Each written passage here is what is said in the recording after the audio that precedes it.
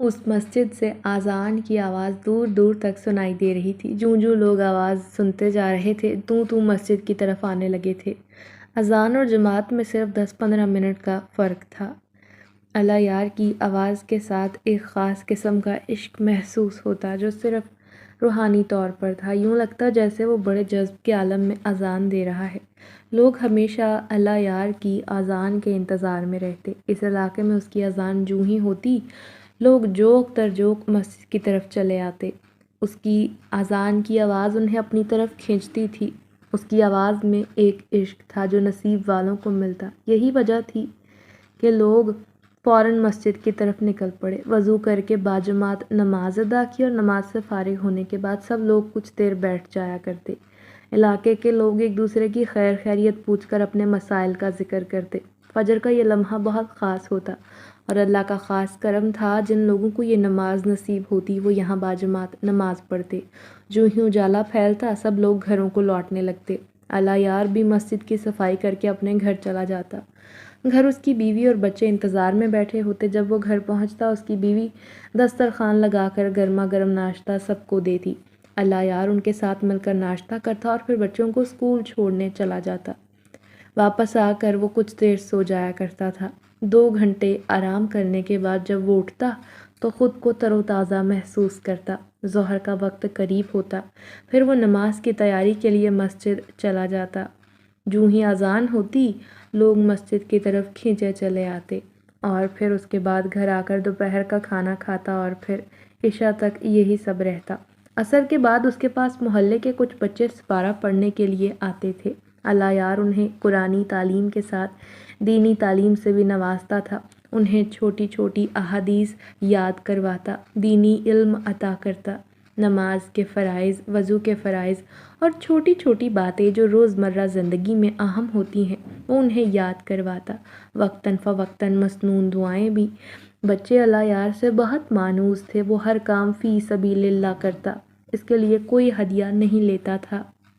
لیکن یہ بھی تھا کہ کبھی کوئی بچہ اللہ یار کے لیے کوئی خاص چیز لے آتا، کبھی ان کے گھر سے اس کے لیے کچھ خاص پکا ہوا آتا، وہ اسی میں خوش تھا۔ مسجد کے سلسلے سے اسے جو وظیفہ بندھا ہوا تھا وہ اسی میں اپنے اخراجات پورے کرنے کی کوشش کرتا۔ مزید اس کی بیوی گھر پر سلائی کڑھائی کا کام جانتی تھی، وہ بھی کرتی تھی، جس کے نتیجے میں اسے کچھ آمدنی ہو جاتی۔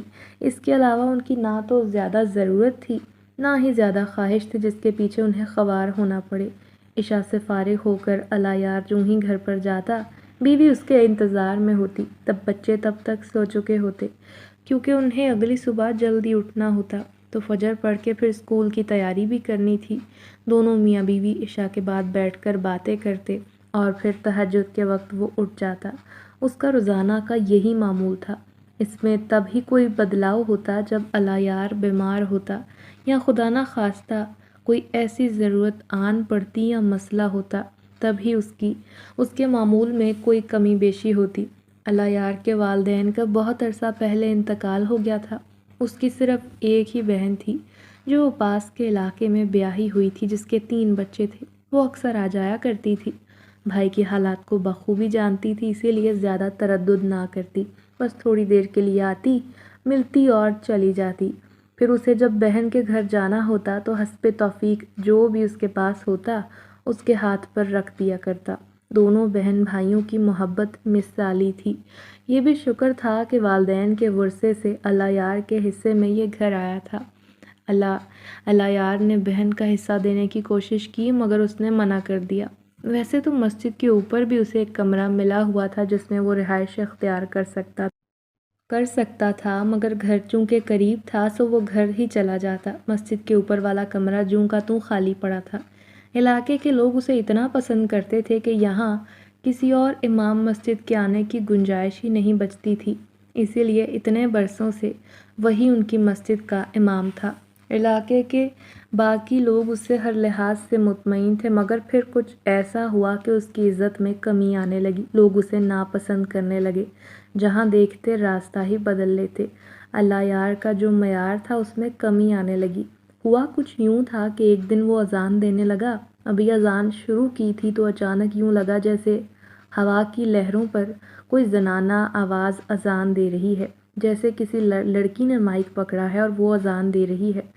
وہ لوگ جو اس کی آواز کی لہروں میں ڈوبے ہوئے تھے یکدم چونک اٹھے۔ یہ کس کی آواز ہے؟ یہ کون ہے؟ یہ کیا ہو رہا تھا؟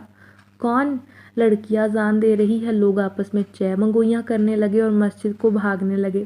اللہ یار کو اس بات کا احساس نہیں تھا۔ وہ اپنی لے میں اذان دے رہا تھا۔ لوگ مسجد پہنچے اور دیکھا اللہ یار ہی اذان دے رہا ہے۔ اچانک کسی نے مائک پر ہاتھ رکھ کر اسے روک لیا۔ وہ چونک اٹھا اور پریشانی سے بولا، کیا بات ہے؟ آپ نے اذان کیوں روک دی بھائی؟ اس کے پوچھنے پر وہ آدمی غصے سے بولا، تم ایک عورت کی آواز میں اذان دے رہے ہو، کیا تمہیں اس بات پر شرم محسوس نہیں ہو رہی؟ وہ الجھن زدہ نگاہوں سے انہیں دیکھنے لگا۔ ایسا کیسے ہو سکتا ہے؟ آپ کے سامنے میں خود اذان دے رہا ہوں۔ ایسا تو آج تک کبھی نہیں ہوا۔ مگر جب باقی لوگوں نے اس آدمی کی بات کی تصدیق کی تو وہ گہری الجھن میں مبتلا ہو گیا۔ اسے اس چیز کا احساس ہی نہیں تھا کہ اس کی آواز نسوانی آواز سے مشابہ لگ رہی تھی۔ وہ اتنا پریشان ہو گیا کہ اس دن اس نے کوئی بھی اذان نہ دی۔ اس کی جگہ پھر کسی اور لڑکے نے اذان دی۔ وہ نماز پڑھ کے اپنے گھر آ گیا۔ پریشان ہو کر بیوی سے اس بات کا ذکر کیا۔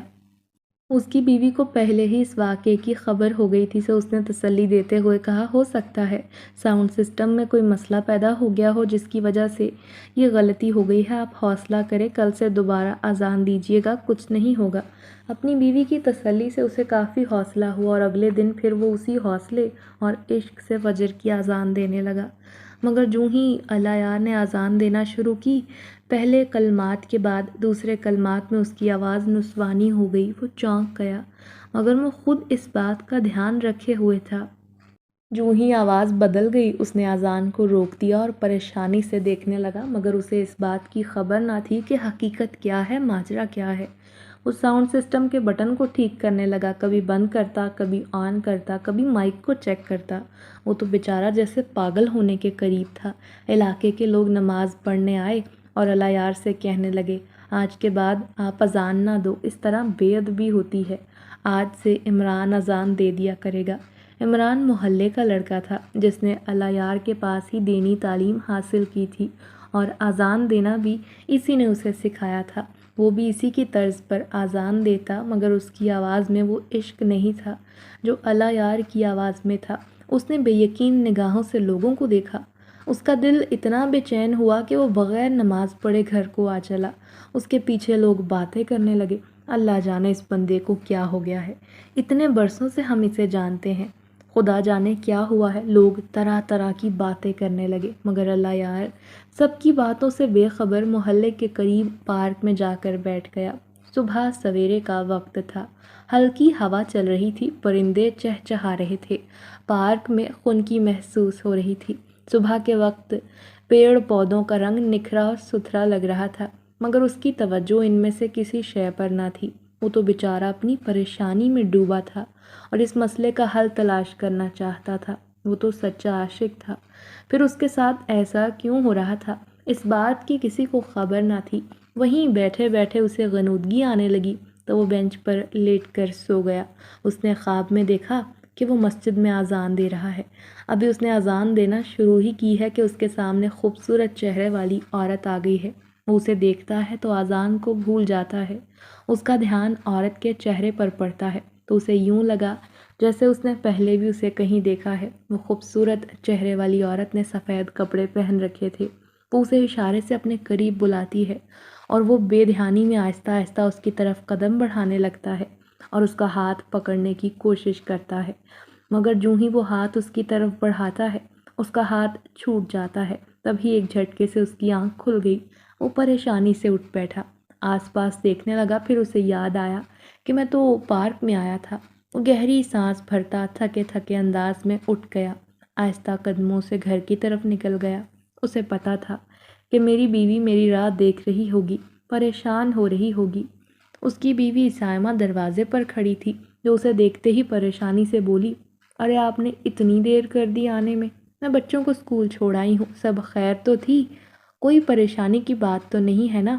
سائمہ کے پے در پہ سوالوں کی بوچھاڑ سے اللہ یار اس کی پریشانی کا اندازہ لگا سکتا تھا، مگر کیسی بات ہے کہ وہ اپنی پریشانی بیان نہیں کر سکتا تھا۔ پھر وہ وہیں باورچی خانے میں رکھی چوکی پر بیٹھ گیا اور سائمہ کو تسلی دینے کے لیے بولا، ہاں سب ٹھیک ہے، تم پریشان نہ ہو، بس یوں ہی ذرا میں پارک میں سیر کرنے کو نکل گیا تھا تو وہاں میری آنکھ لگ گئی۔ سائمہ نے اس کی طرف مشکوک نظروں سے دیکھا، کیونکہ آج تک کبھی ایسا نہیں ہوا تھا کہ وہ گھر آنے کی بجائے کہیں اور نکل جائے۔ وہ فکر مندی سے پوچھنے لگی، آپ کی طبیعت تو ٹھیک ہے نا؟ الایار نے اسے تسلی دی اور کہا، ہاں میں بالکل ٹھیک ہوں، بس کچھ تھک گیا ہوں، تم مجھے ناشتہ دو تاکہ میں دوبارہ آرام کرنے چلا جاؤں۔ سائمہ اس کے لیے جلدی جلدی گرم پراٹھا اتارنے لگی اور رات کے بچی ہوئی سبزی کے ساتھ پراٹھا اور چائے دی۔ الایار جیسے پیٹ بھرنے کے لیے بس کھانے لگا۔ سائمہ اس کی عدم توجہی کو نوٹ کر رہی تھی۔ وہ جانتی تھی وہ کسی پریشانی میں مبتلا ہے، مگر صرف اسے پریشان ہونے سے بچانے کے لیے اپنا مسئلہ نہیں بتا رہا۔ پھر ناشتے کے بعد وہ اندر گیا اور جا کر بستر پر لیٹ گیا۔ ویسے تو نیند اس کی آنکھوں سے کوسوں دور تھی، مگر بیوی کو دکھانے کے لیے وہ لیٹ چکا اور سو چکا تھا، کیونکہ وہ نہیں چاہتا تھا سائمہ اس سے سوال پوچھے، سوال جواب کرے۔ پھر سائمہ گھر کے کاموں میں لگ گئی اور الایار بستر پر لیٹے لیٹے یہی سوچتا رہا کہ میرے ساتھ ہو کیا رہا ہے، آخر کیا وجہ ہے جو میرے ساتھ اس طرح ہو رہا ہے، مگر اسے اس کی سمجھ نہیں آتی۔ وہ اسی طرح الجھا ہوا سا سو گیا۔ سائمہ اسے ظہر کے وقت اٹھانے لگی۔ جب اس نے دیکھا کہ وقت بہت ہو گیا ہے اور وہ اب تک نہیں اٹھا، ظہر کا وقت کم ہونے لگا، اسی لیے سائمہ نے اسے جگا دیا، مگر الایار کی بات نے اسے حیرت میں مبتلا کر دیا جب اس نے کہا کہ مجھے مسجد نہیں جانا، میں گھر پر نماز پڑھ لوں گا۔ سائمہ بہت حیران ہوئی، کیونکہ ان کی شادی کو 8 سال ہو چکے تھے اور ان 8 سالوں میں کبھی ایسا نہیں ہوا تھا کہ اس نے نماز گھر پر ادا کی ہے۔ خیر، اس نے حیرانی سے اس کی شکل دیکھی، مگر الایار دوبارہ لیٹ گیا۔ اسے لگا اس کی طبیعت ٹھیک نہیں اور وہ اپنی نماز ادا کرنے چلی گئی، جبکہ وہ اندر سستی سے لیٹا رہا۔ یہ پہلی بار تھی جو اس نے نماز چھوڑی اور بغیر کسی وجہ سے نماز کی قضا کی ہو۔ الایار کے پاس جو بچے پڑھنے آتے تھے وہ تو عصر کے بعد اس کے گھر پر آ گئے۔ وہ انہیں پڑھانے بیٹھ گیا۔ اسے سمجھ نہیں آ رہا تھا، وہ کچھ پڑھتا تھا اور لفظ کچھ اور ہوتا تھا۔ بچے بھی پریشان ہو گئے تھے۔ وہ بار بار اپنے استاد کی غلطی کی اصلاح کرتے، مگر الایار کو اس بات کا احساس نہیں تھا۔ اس صورتحال سے تنگ آ کر اس نے بچوں کو بھی چھٹی دے دی اور کہا، جب تک میں نہیں کہوں گا دوبارہ نہ آنا۔ بچے چلے گئے۔ سائمہ جو صبح سے اس کا رویہ دیکھ رہی تھی، اب جا کے پوچھنے لگی، میں کہتی ہوں مسئلہ کیا ہے؟ آپ ایسی حالت میں کیوں ہیں؟ نہ تو آپ مسجد جا رہے ہیں، نہ گھر سے نکل رہے ہیں، اب آپ نے بچوں کو بھی ڈانٹ کر نکال دیا۔ سائمہ نے ضد ہو کر پوچھا تو الایار نے اسے ساری بات کہہ سنائی اور اسے اپنے خواب کے بارے میں بھی بتایا۔ میں بہت پریشان ہوں سائمہ، آج تک میرے ساتھ ایسا نہیں ہوا، نہ جانے اب مجھ سے ایسی کون سی غلطی ہو گئی جو میرے ساتھ یہ ہو رہا ہے۔ سائمہ نے بغور اس کی بات سنی اور اس کے ہاتھ پر ہاتھ رکھ کر تسلی دیتے ہوئے کہا، آپ نماز مت چھوڑیے، کچھ بھی ہو جائے آپ ہر حالت میں نماز پڑھیں، میں بھی نماز پڑھتی ہوں، کچھ ذکر وغیرہ کا اہتمام کرتے ہیں تاکہ ہم پر جو بھی آزمائش ہے، مصیبت ہے، وہ ٹل جائے۔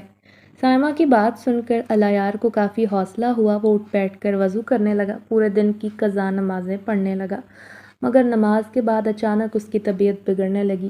سینے پر دباؤ محسوس ہوتا رہا، کندھے بھاری ہونے لگے۔ وہ بار بار سینے پر ہاتھ رکھ کر سینہ مسلنے لگا۔ سائمہ اسے اس حال میں دیکھ کر پریشان ہو گئی، بھاگ کر محلے کے ڈاکٹر کو بلا لائی۔ ڈاکٹر نے اچھے سے معائنہ کیا اور کہا، پریشانی کی وجہ سے ایسا ہوا ہے۔ ڈاکٹر نے سکون کا انجیکشن لگا دیا اور ساتھ کچھ دوائیاں لکھ کر دے دیں۔ سائمہ فوراً جا کر دوائیاں بھی لے آئی۔ الایار کو چائے ڈبل روٹی کھلا کر دوائی بھی دے دی۔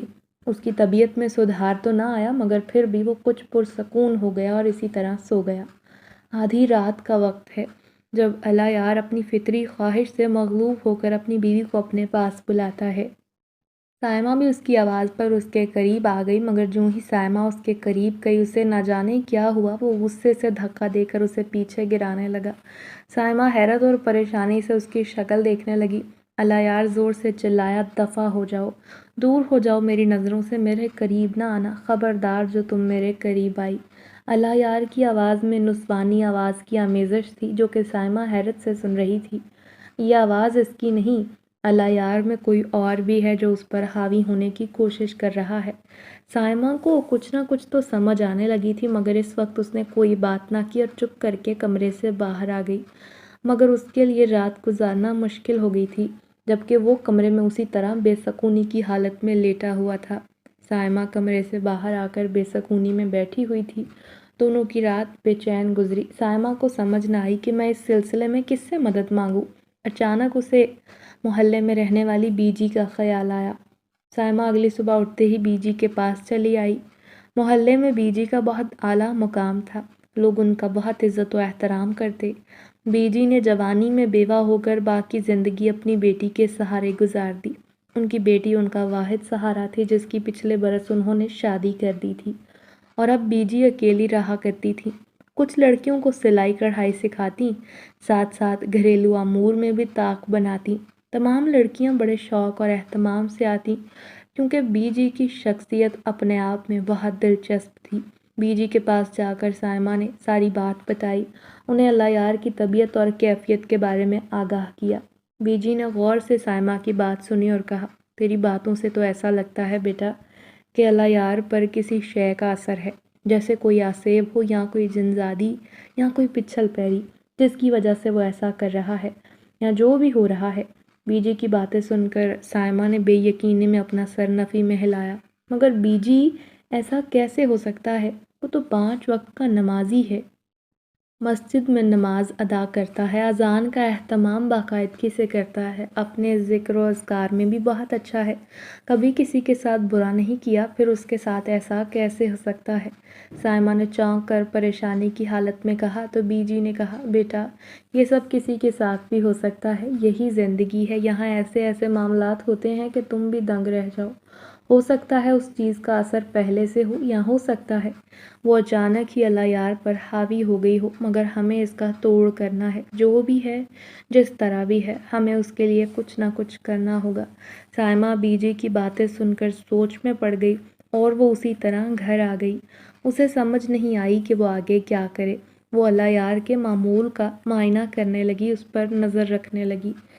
ویسے تو بظاہر وہ نارمل لگتا، مگر سائمہ نے دیکھا وہ بیٹھے بیٹھے چونک جاتا ہے اور یوں دیکھتا ہے جیسے سامنے کوئی موجود ہے، یا اچانک ہنسنے لگتا ہے، کسی سے بات کرنے لگتا ہے، اور اگر شیشہ دیکھتا ہے تو جیسے شیشے میں کسی اور کا عکس بھی نظر آ رہا ہے۔ ابھی تک اسے دوبارہ دورہ نہیں پڑا تھا، مگر وہ گھر سے کسی صورت باہر نہیں نکلا تھا، نہ تو مسجد میں اذان دینے گیا، نہ اس نے بچوں کو پڑھانے کے لیے بلایا۔ سائمہ نے اس معاملے میں اسے کچھ نہیں کہا، کیونکہ وہ چاہتی تھی اللہ یار جب تک خود کو بہتر محسوس نہ کرے تب تک باہر ہی نہ نکلے، ورنہ لوگ طرح طرح کی باتیں کریں گے۔ اب یہ محبت ہے یا چاہے کچھ بھی ہو، مگر سائمہ کو گوارا نہیں تھا کوئی اس کے شوہر کو کوئی بھی بات کرے، اور پھر ایک روز اسے شدید دورہ پڑا۔ سائمہ کو تو جان بچانی مشکل ہو جاتی۔ ہوتا کچھ یوں کہ اللہ یار نیند میں تھا، سائمہ بھی اس کے برابر میں جا کر لیٹ گئی اور اس پر اپنا ہاتھ رکھا۔ نیند میں ہی سائمہ کو یوں لگا جیسے اللہ یار کو کچھ ہوا ہے۔ اس نے ایک دم اس کے چہرے کو دیکھا تو دیکھ کر ڈر گئی۔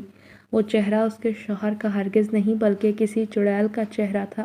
وہ خوفزدہ ہو کر پیچھے ہٹی اور دوبارہ شوہر کے چہرے کو دیکھا، مگر اس وقت بھی چہرہ اللہ یار کا نہیں بلکہ کسی چڑیل کا تھا۔ سائمہ چیخنے لگی اور اس کی چیخیں سن کر اللہ یار کی آنکھ بھی کھل گئی۔ اللہ یار پوچھنے لگا، ہوا کیا ہے؟ یہ تمہارے چہرے میں یہ کیا ہے؟ سائمہ انگلی سے اشارہ کرنے لگی، مگر اس سے اپنی بات مکمل نہ ہو پائی۔ وہ اتنی زیادہ ڈر چکی تھی، وہ اس کے قریب بیٹھ کر تسلی دینے لگا۔ اسی اثنا میں اچانک اللہ یار کے اندر سے نسوانی آواز نکلی جو سائمہ سے کہنے لگی، خبردار میرے قریب نہ آنا، خبردار اگر تم نے مجھے چھوا تو مجھ سے برا کوئی نہ ہوگا، تمہاری ہمت کیسے ہوئی میرے قریب آنے کی؟ یہ کہتے ساتھ ہی اللہ یار سائمہ پر حملہ کرتا ہے اور اس کا گلا دبانے کی کوشش کرتا ہے۔ سائمہ نے بہت ہاتھ پیر مارے، گردن چھڑانے کی کوشش کی، مگر اللہ یار کی گرفت مضبوط تھی۔ سائمہ چیخنے چلانے لگی، اس کے ہاتھوں کو نوچنے لگی، زور زور سے ہاتھ پیر مارتی رہی، مگر وہ اس کی گردن چھوڑنے کو تیار نہ تھا۔ اتنے میں ماں کی چیخو پکار سے بچے جاگ جاتے ہیں، اور جوں ہی ماں باپ کو اس حالت میں دیکھتے ہیں، بچے ماں باپ کو اس حالت میں دیکھتے ہیں تو رونے چیخنے لگتے ہیں۔ امی ابو کہتے ان کے ساتھ آ کر چپک جاتے ہیں۔ اللہ یار بچوں کو ایسے دیکھتا ہے تو وہ جیسے ہوش میں آ جاتا ہے۔ وہ فوراً پیچھے ہٹا اور اپنے ہاتھوں کو دیکھنے لگا، جیسے اسے یقین نہ آ رہا ہو کہ اس کے ہاتھوں نے ایسا ظلم کر دیا۔ سائمہ گہرے گہرے سانس لیتی کھانستے ہوئے اپنا گلا پکڑ کر بیٹھ گئی۔ اسے شدید کھانسی کا دورہ پڑا۔ پھر وہ بھاگ کر اس کے لیے پانی لے آیا۔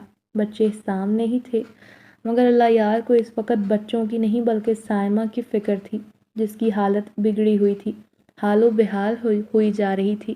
وہ اسے پانی پلانے لگا، مگر سائمہ بے یقینی سے شوہر کو دیکھ رہی تھی، جیسے اسے یقین نہ آ رہا ہو کہ اللہ یار نے یہ کیا ہے، وہ بھی اپنی بیوی کے ساتھ، یا شاید ابھی بھی اسے اس کے چہرے میں چڑیل دکھائی دے رہی تھی۔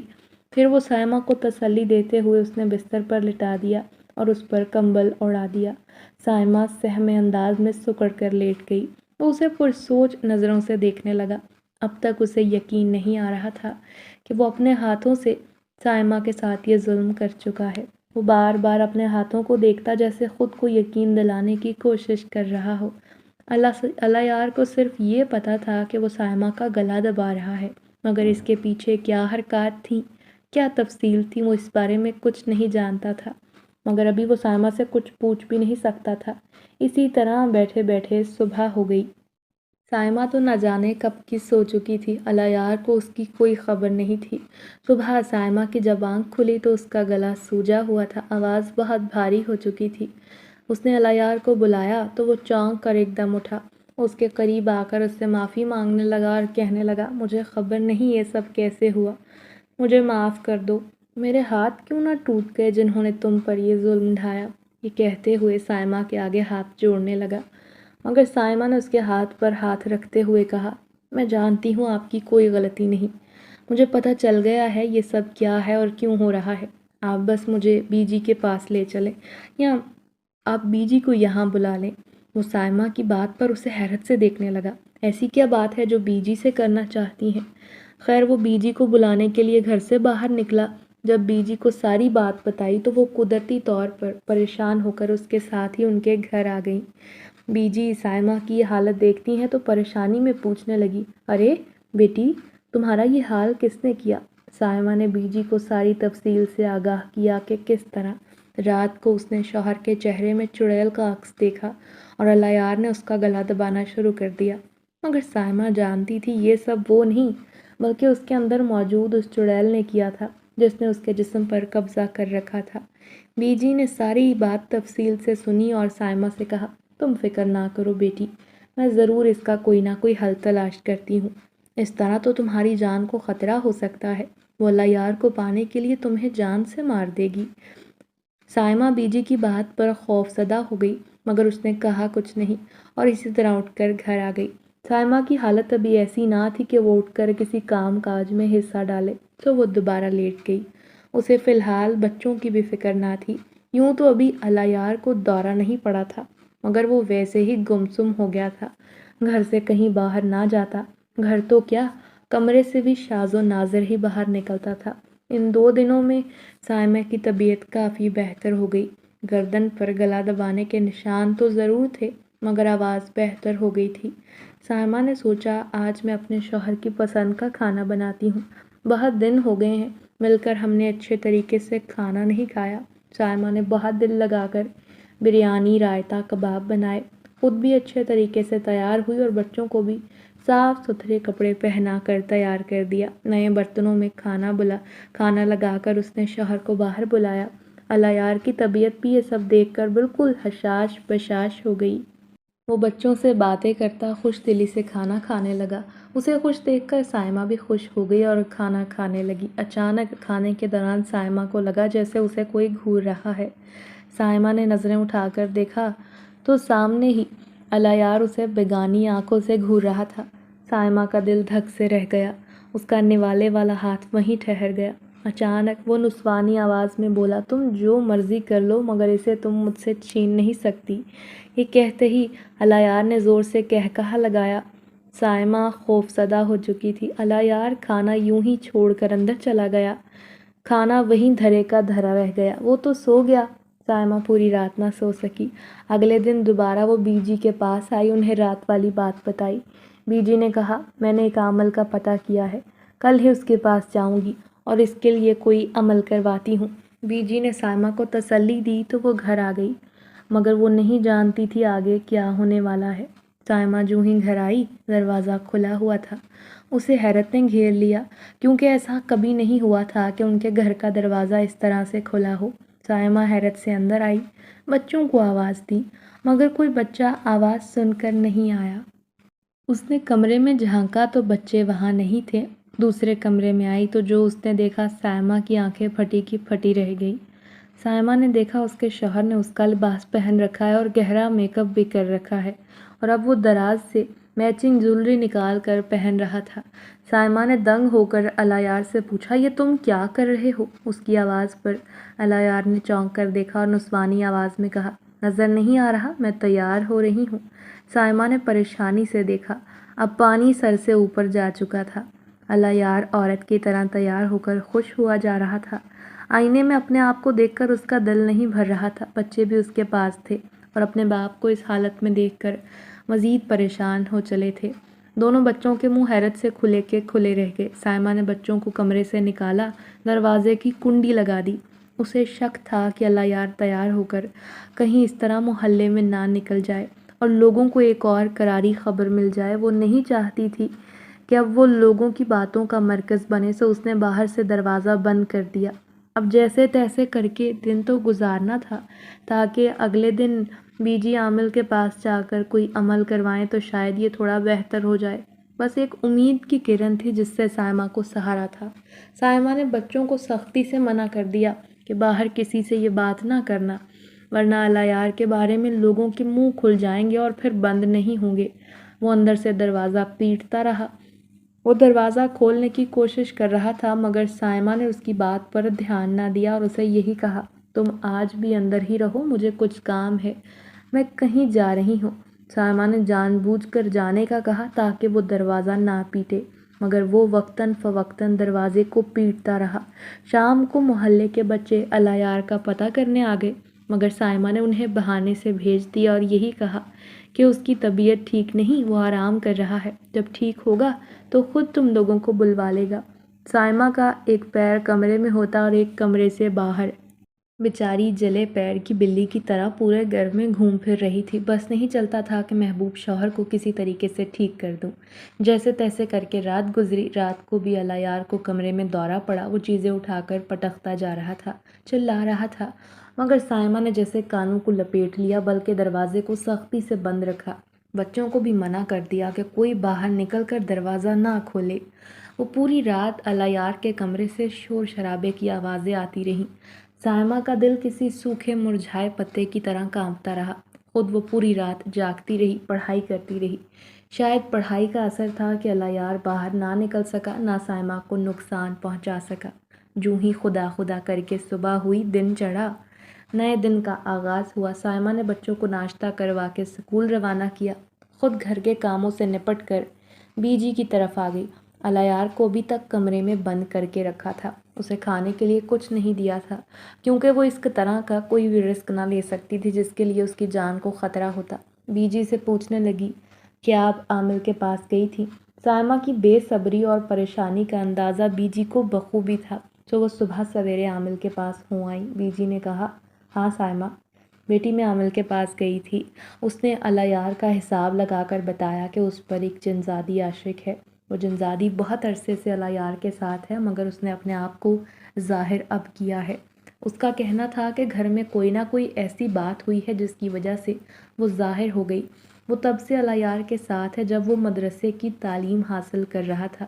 اسے الیار اچھا لگا، وہ اس کے ساتھ رہنے لگی، اور پھر تمہاری شادی کے وقت وہ نکاح میں آ گئی اور اس نے اب تک اس کی جان نہیں چھوڑی، مگر اب کسی وجہ سے وہ ظاہر ہو گئی ہے جس نے الیار کا جینا محال کر رکھا ہے۔ سائمہ حقیقت جان کر دنگ رہ گئی۔ بی جی، آج تک گھر میں کوئی ایسی بات نہیں ہوئی جس سے جنزادی کو الیار پر حاوی ہونے کا موقع ملے۔ میں حیران ہوں، وہ اتنے عرصے سے اس کے ساتھ ہے، تو پھر اب تک ظاہر کیوں نہ ہوئی؟ سائمہ نے پریشانی سے سر ہاتھوں میں تھام لیا۔ اسے کوئی امید نہ تھی کہ وہ اس مصیبت سے نکل سکتی ہے، مگر بی جی نے کہا، تم فکر نہ کرو، عامل نے کہا ہے وہ آج عصر سے مغرب کے درمیان تمہارے گھر آئے گا اور اس گھر میں پڑھائی کرنے کے بعد اس عورت کو بھگانے کی کوشش کرے گا، یا یہ بھی ہو سکتا ہے اسے قید کرنا پڑے۔ اس تمام عرصے میں اور عمل کے دوران تمہیں اور تمہارے بچوں کو خدا نخواستہ نقصان پہنچ سکتا ہے، تو بہتر ہوگا تم بچوں کو کسی اور محفوظ جگہ منتقل کر دینا اور خود بھی کہیں چلی جانا۔ بی جی کی بات سن کر سائمہ کے چہرے پر امید کی کرن دکھائی دینے لگی۔ میں کہیں نہیں جاؤں گی، میں ان کے ساتھ رہوں گی، جو بھی ہوگا مل کر حالات کو دیکھوں گی۔ ہاں، مگر بچوں کو پہلے کہیں بھیج دوں گی تاکہ خدا نخواستہ ان پر کسی قسم کی آنچ نہ آ سکے۔ بی جی سائمہ کی اپنے شوہر سے محبت سے واقف تھی، سو کہا ٹھیک ہے بیٹی، جیسے تجھے بہتر لگتا ہے ویسے کرنا، بس یاد رکھنا عصر سے مغرب کے درمیان گھر پر رہنا، بچوں کو لازمی کہیں چھوڑ آنا۔ وہ سر ہلاتی اٹھ کر چلی گئی۔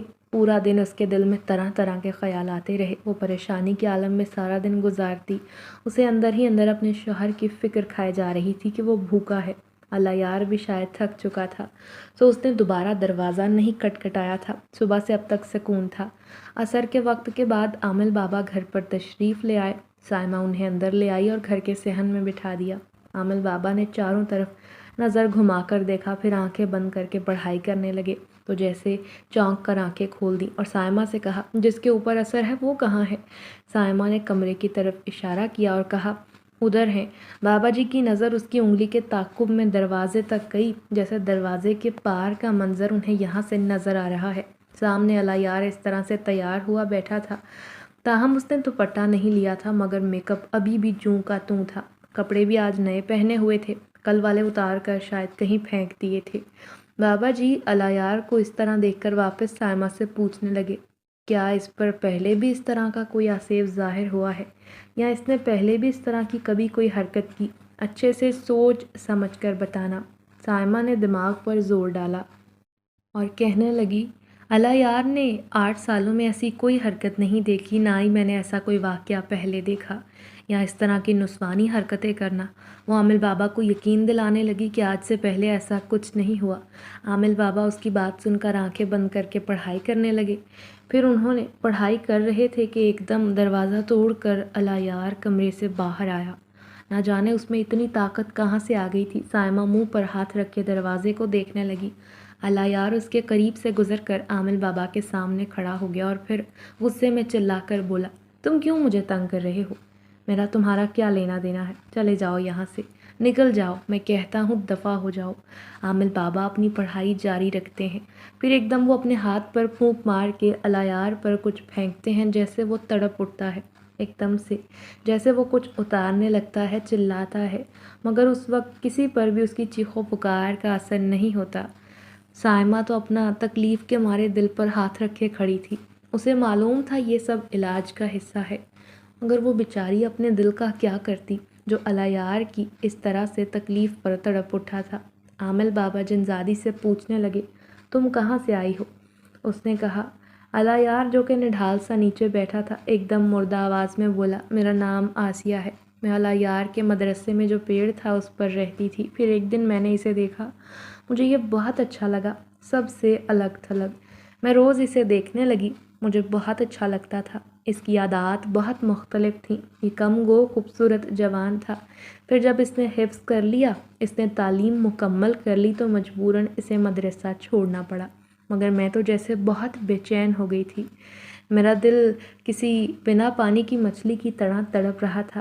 میں نے اس گھر کو چھوڑنے کا فیصلہ کیا اور باقی زندگی اس کے ساتھ گزارنے کا ارادہ کیا، اور بس یہی فیصلہ کر کے میں اس کے ساتھ چل دی۔ وہ دن ہے اور آج کا دن میری اور اللہ یار کی راہ ایک ہے۔ عامل بابا نے اس کی بات سنی۔ سائمہ پر تو یہ حقیقت کسی بجلی کی طرح گن کر گری۔ عامل بابا اپنی جیب سے بڑے بڑے موتیوں والی تسبیح نکال کر ایک ایک دانے پر پڑھائی کرنے لگے، ساتھ ساتھ وہ اللہ یار پر دم کرتے رہے۔ پھر جب انہوں نے آخری بار پھونک ماری اور تسبیح آگے بڑھ کر اللہ یار کے گلے میں ڈال دی، تسبیح اس کے گلے میں ڈالتے ہی دھواں سا اٹھنے لگا، مگر وہ اس وقت سکون میں تھا۔ اس کے اندر سے دھواں اٹھتا اور بلند ہوتی چیخیں پتہ دیتی تھیں کہ جنزادی اپنے انجام کو پہنچ رہی ہے۔ تسبیح کی وجہ سے اللہ یار کے جسم کو تکلیف نہ ہوتی اور پھر وہ بے ہوش ہو کر گر گیا۔ سائمہ بھاگی بھاگی اس کے قریب آئی۔ عامل بابا نے ہاتھ کے اشارے سے اسے روک دیا۔ بابا کچھ پڑھائی کر کے الایار پر پھونکنے لگے۔ کچھ ہی دیر میں اسے ہوش آ گیا۔ سائمہ کی جان میں جان آئی۔ عامل بابا سائمہ کو پڑھائی بتانے لگے اور کہا، یہ تسبیح 21 دن تک مت اتارنا، جب پڑھائی کا دورانیہ مکمل ہوگا تبھی تسبیح اتارنی ہے، صدقہ دینا ہے۔ سائمہ نے بغور ساری ہدایات سنی اور ان پر عمل کرنے کی یقین دہانی کروائی۔ اس واقعے کے کافی عرصے تک الایار اس کے زیر اثر رہا۔ وہ مسجد میں اذان بھی نہیں دیتا تھا، صرف اس خوف سے کہ دوبارہ میری آواز نہ بدل جائے، مگر سائمہ نے اس کا دماغی علاج بھی کروایا اور آج ایک لمبے عرصے کے بعد دوبارہ اس محلے کی مسجد میں الایار کی اذان گونجتی ہے اور لوگ اسی طرح اس کی آواز کے عشق میں ڈوبے کھینچے چلے آتے ہیں۔ جو اختر جوگ مسجد میں لوگ آ کر نماز ادا کرتے ہیں۔